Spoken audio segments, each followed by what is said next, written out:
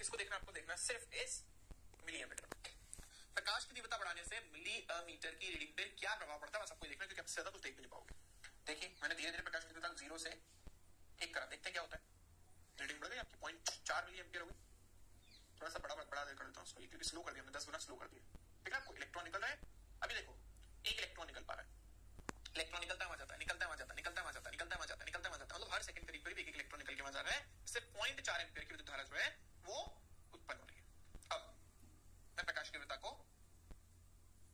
1 से 2 कर देता हूं, देखो क्या होगा। पहले 0.4 था, अब 0.5 एम्पियर, सॉरी 0.8 एम्पियर हो गया। चलो प्रकाश की तीव्रता को और बढ़ाता हूं, अब 3 कर दिया। जहां पहले 1 सेकंड में 1 इलेक्ट्रॉन निकल रहा था, अब 2 निकल रहे थे, उसके बाद 3 निकल रहे हैं। प्रकाश की तीव्रता बढ़कर 1.1 मिली एम्पियर पे, लगभग समानुपाती का रिलेशन है। 1.2 होना चाहिए था, लेकिन ठीक है समानुपाती का रिलेशन है ऑलमोस्ट। फिर 4 करने पर देखो क्या होगा, 5 16 होना चाहिए था, चलो ठीक है 1.5 चलेगा।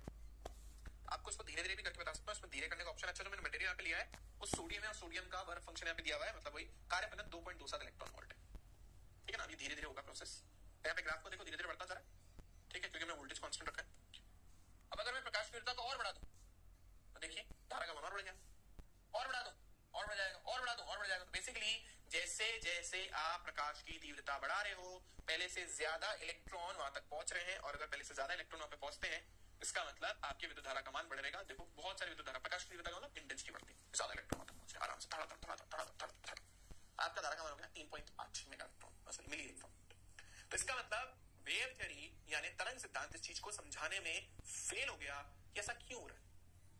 भाई होना तो नहीं चाहिए था, प्रकाश की तीव्रता बढ़ाने से विद्युत धारा पे कोई प्रभाव तो नहीं पड़ना चाहिए था, इलेक्ट्रॉनों की स्ट्रेंथ बढ़नी चाहिए थी, लेकिन ऐसा नहीं हो रहा, वो फेल हो गया चीज को समझाने में। तो आई होप पहला कॉन्सेप्ट सबको क्लियर हो गया होगा।